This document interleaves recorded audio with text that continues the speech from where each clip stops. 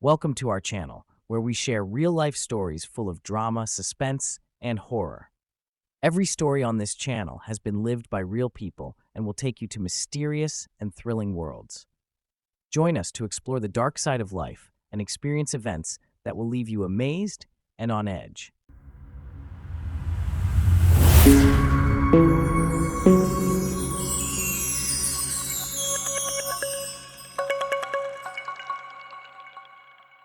Brothers, I hope you are well, and comfortable. The story that I will tell you today is a true story that happened here in Morocco.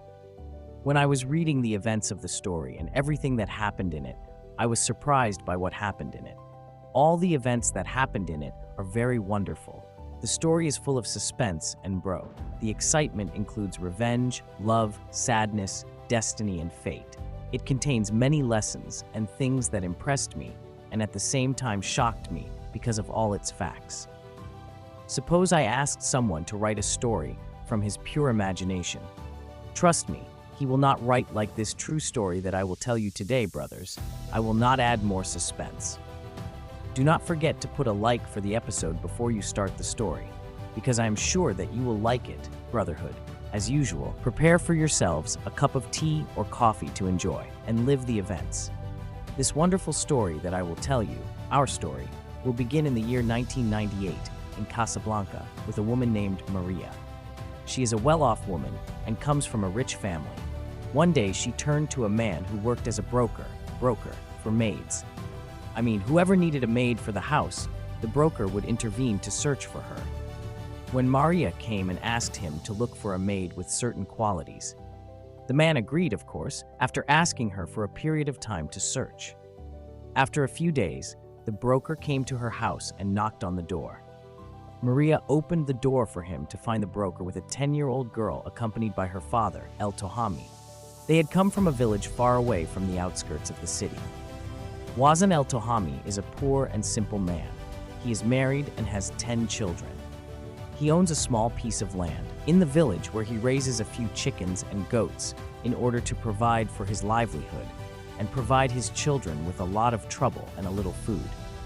So when the broker went to him and explained to him that his daughter would be in poor living conditions, good. El Tohami did not hesitate to go with his eldest daughter, who is 10 years old. After knocking on the door and saying hello, they presented the woman with the girl they had brought for work. Maria welcomed them and gave El Tohami the first month's wages. El Tohami refused, explaining that he lives far away, and if he wanted to come every time just to receive the money, he would spend most of it. On means of transportation, he asked her to give him a full year's advance so that he would not come and go frequently. Maria liked the idea and gave him a year's advance. As for Fatima, who was concerned about the matter, she was content with watching. She knew that she would work for a woman she knew nothing about, but at least she thought she would see her father monthly to ask him about her family matters and see him after she missed him for a long time. But she sees what her father did while he was present. After taking the money, she will not be able to see him for a whole year. Imagine that a 10-year-old girl will be deprived of her family and all her relatives, and she will see that her father's only concern is money, which is not amount. Greater than that, but Fatima could do nothing but remain silent, patient, and contain her feelings. Fatima enters the house and her father leaves, and Maria closes the door and goes directly to Fatima to dictate the rules of the house to her. She did not even give her time to rest and told her about the rules that must be respected in the house. Maria told her that when she speaks to her, Fatima must look at the ground and not in her eyes, with a frown. As the second rule, Fatima must call her Lala Madam and her beloved husband Sir. I dictated to her several other rules, including that she is forbidden from eating from the refrigerator without her permission. No food or drink. She must also be the last person to sleep in the house until Maria and her husband sleep. And of course, you finish all the housework, like washing the dishes, etc., before going to sleep. And in the morning, she has to wake up first to prepare breakfast before they wake up and put it away so that it will be ready if they need anything. Maria used to dictate the rules to Fatima while she kept her head down, thinking about her sleeping place. Here the answer came to her.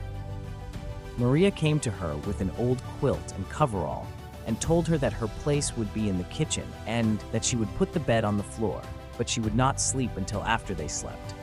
And in the morning she had to arrange it before they woke up, and that it was up to her that Maria should wake up and find the bed still on the floor. Here, Fatima was very careful. She had responsibilities and felt great pressure. She was accustomed to only taking care of some sheep or watering water from the spring, and not all of these tasks. However, she surrendered to the reality as she had no choice in her first days.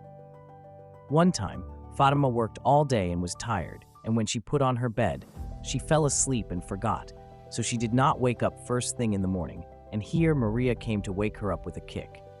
Fatima got up terrified, not realizing anything, so Maria received her with a slap that left her cheek aching with pain, in order for her to learn the lesson, which is that if she procrastinates in her work and does not follow orders, then her punishment is beating.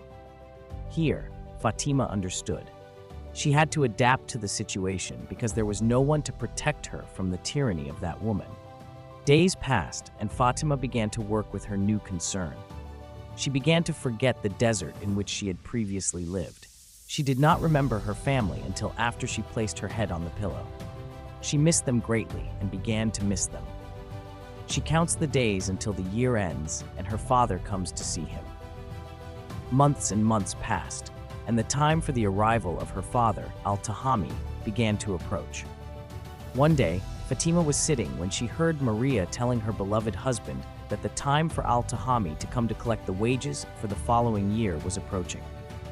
Father, after a full year of longing, and indeed, that day came. One day, Fatima was in the kitchen making something when she heard the knock on the door.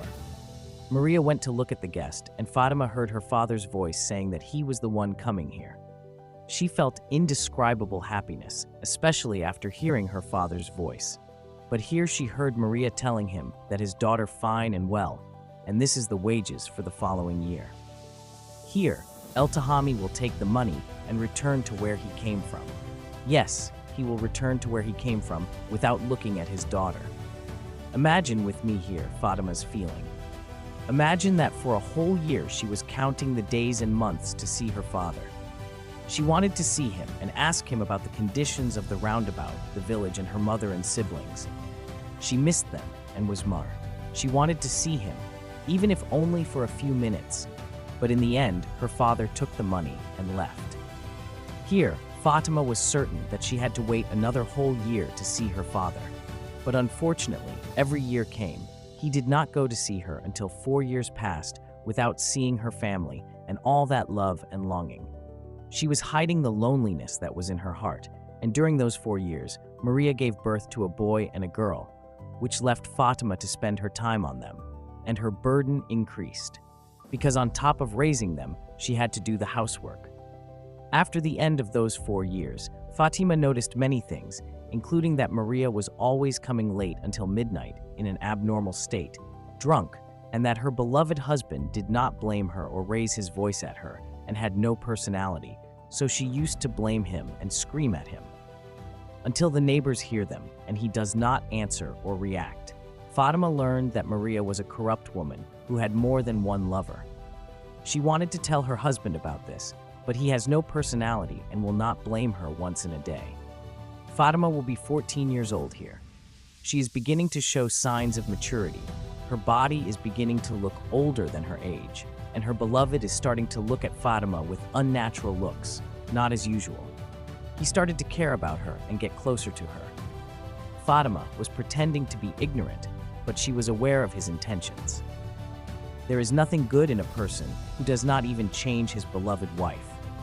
He used the times of Maria's absence from home to get closer to Fatima, treating her well, speaking to her nicely, and bringing her chocolates and whatever the children like. Fatima has become a mature girl, but she is only 14 years old. 5 years have passed since Fatima began working in that house, meaning that she did not see her family for 5 years. Here, Fatima's age became 15 years, exactly in the year 2003. Here, Maria began to feel that her husband was trying to get closer to Fatima. One day, she told him that she was invited to the family and that she would not return home until the morning.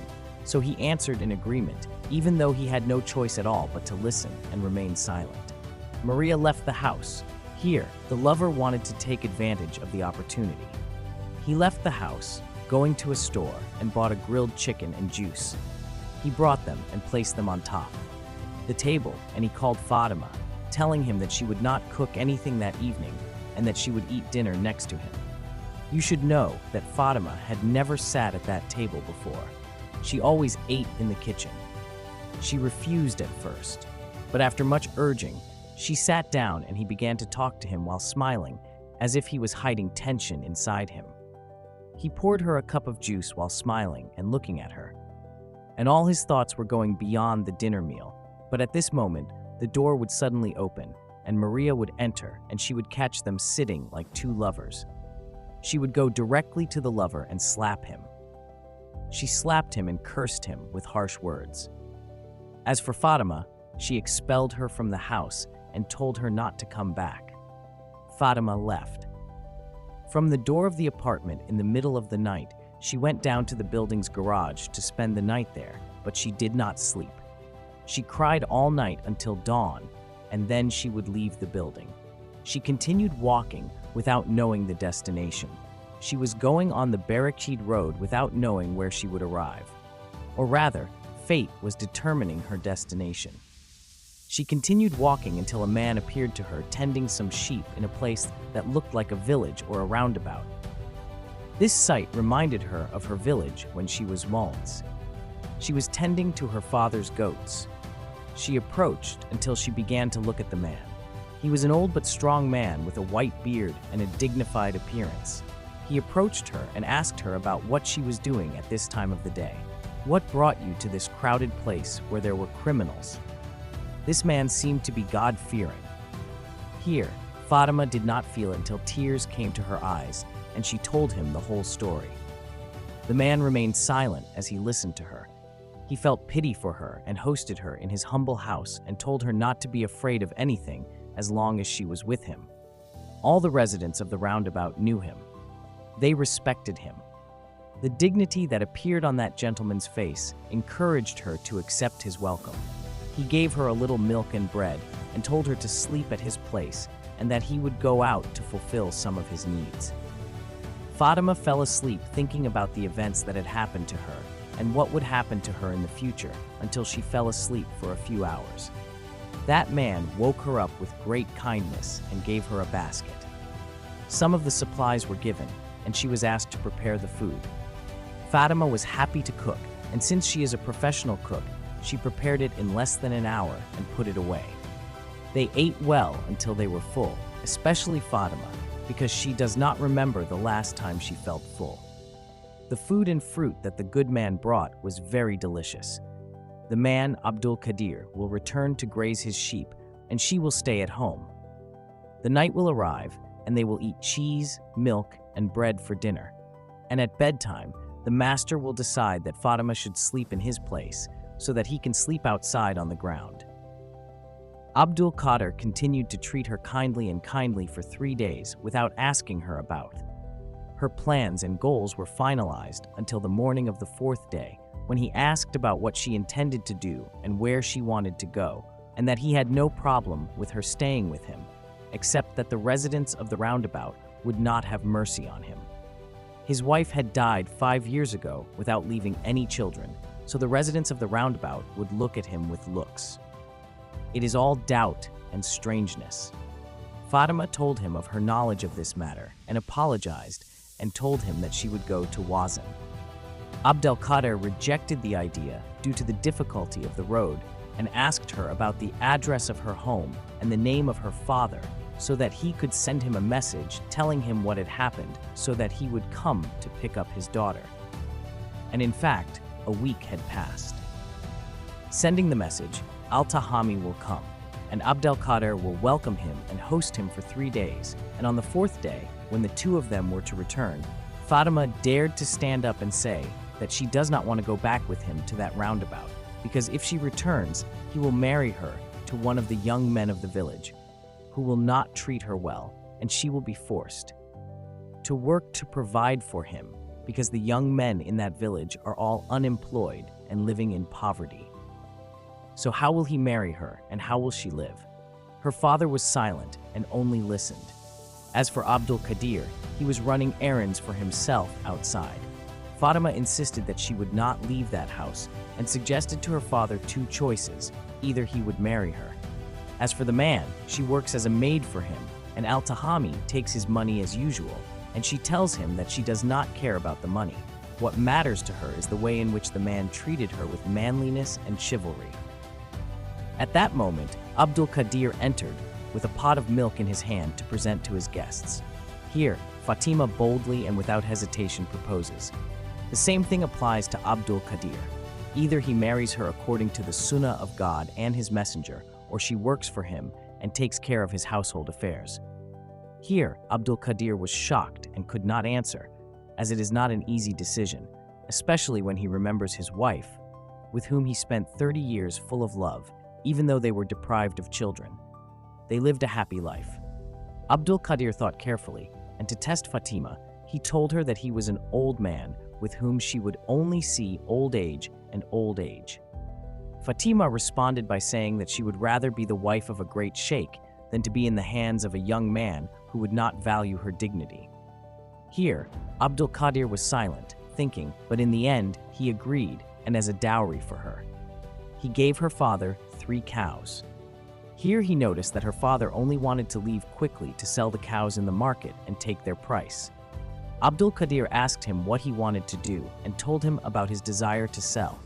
He asked him about the price he was asking for them and presented it to Al-Tahami.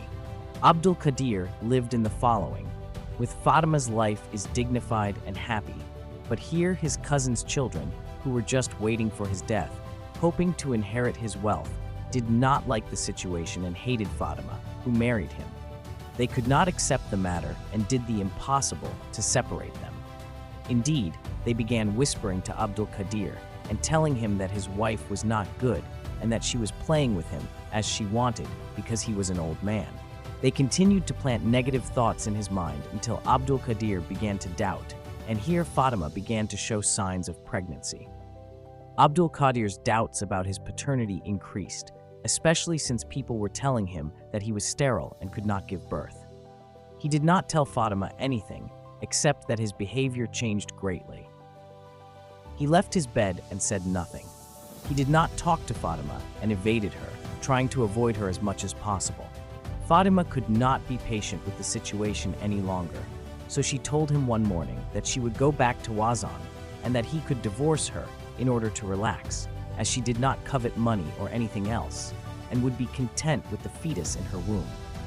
After these words, he woke up.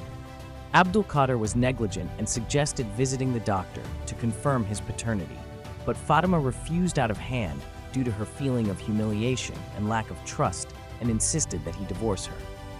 However, Abdul Qadir refused to let his wife stay away from him, so she stayed with him at home until the time of delivery arrived. He took her to the best hospital and she gave birth. Fatima is a male child. Abdul Qadir will talk to a doctor there secretly about the possibility of verifying his paternity. The doctor answered him easily, and that he only needed a sample of his blood, and that the results would come out after 3 days. Abdul Qadir went with the doctor to give the blood sample and advised him that he wanted to do so. It would remain a secret and that his wife would not know about it. The doctor reassured him that he would keep the secret, and indeed, after 3 days, the result came out, which was 100% certain that the child was Abdul Qadir's. Here, he will be extremely happy, especially after he thought for many years that he was sterile and could not give birth. Finally, God blessed him with a male child. Here he will go to Fatima to kiss her head and apologize. When his cousins learned of the news of the child, they were certain that the boy would withhold the inheritance from them and deprive them of his rights to it. Abdul Qadir knew that his brother's children would not stand idly by, but they would not let him, his wife, or his son live comfortably here. He headed to his close friend to consult with him, so the latter provided him with a wonderful idea, and indeed Abdul Qadir will implement that idea 100%, which stipulated that he sell all of his possessions, including cows, livestock, and lands, in addition to other land next to the city. That is, it was sold at a high price. He will sell all of that and head to the house Al-Baida and buys many buildings. He will write all of this in the name of his wife and son. He has become an old man who can die at any moment, and death is in the hands of God. The most important thing is that he wrote all his property in the name of both of them, and his wife was the one who disposed of all of that property, telling her that this was because of her young age and her physical health, she was tasked with renting apartments and dealing with everything so that he could focus on worship and prayer. Among those buildings that he bought, he chose an apartment and equipped it well. He also bought his wife's family an apartment for them in a popular neighborhood. When Abdul Qadir prepared that apartment, he took Fatima with him to see her here. She will be shocked that this building is the same building in which Maria lives. The woman who worked for her in the first time was shocked and frightened and refused to live there. But Abdul Qadir reassured her that the entire building belongs to her. The first and second weeks will pass for Fatima to hear that all the residents are straying. The building complains about Maria's apartment and says that she is using it as a den of prostitution. Here was Fatima's opportunity for revenge. She did not waste an opportunity to contact the lawyer specializing in her matters and told him what was happening. The lawyer spoke to Maria to warn her that she had to pay all the rent expenses she had accumulated, as she had not paid what she owed. For several months, Maria refused and did not care about them. As for what she was doing in her home, the lawyer prepared a complaint signed by all the affected residents of the building. The complaint was submitted to the public prosecution, which in turn would give an order to the morality police to monitor Maria's apartment, and they actually monitored that apartment to arrest her. Those involved in that act are red-handed. The head of the morality police had already discovered that many men were entering Maria's apartment, meaning he was certain that that apartment had become a den of prostitution. Here, that apartment would be stormed with the help of a number of inspectors, and 2 women and 2 men would be arrested, exactly in flagrante delicto, when taken to the police station. They admitted that Maria was the one carrying out the mediation process for prostitution. Here, the police called the owner of the building, i.e. Fatima, to attend to the matter. When Fatima entered, Maria was sitting in a corner, bursting into tears. When she saw that woman who had entered, who she did not even know was Fatima, she stood up to beg her to give up on her. The complaint. Here Fatima was looking at Maria and wanted her to remember her, but she did not recognize her. Fatima approached her more and more and said, "Look at me, don't you remember me?" I showed her all the burns she had inflicted on her hand after ironing it, so Maria was shocked and astonished. It is unbelievable that the maid who used to work for me has become the queen of those buildings. She felt shocked and dizzy, and yet she arose with the desire to kiss Fatima's hand, but Fatima moved away from her and went. Here, Maria will be sentenced for mediating in prostitution to 6 months in prison, and here Fatima will file an invitation against her to empty the apartment, and indeed, she will finally get out of there. Brothers, this was the wonderful story of today, which in fact taught us many things. It confirmed to us that God returns rights to their owners in this world and the hereafter. Or as we say, as you judge, you will be judged. If you liked the episode, don't forget to leave a like and share with your friends. Don't forget to subscribe to the channel to encourage me to provide you with the best. Thank you.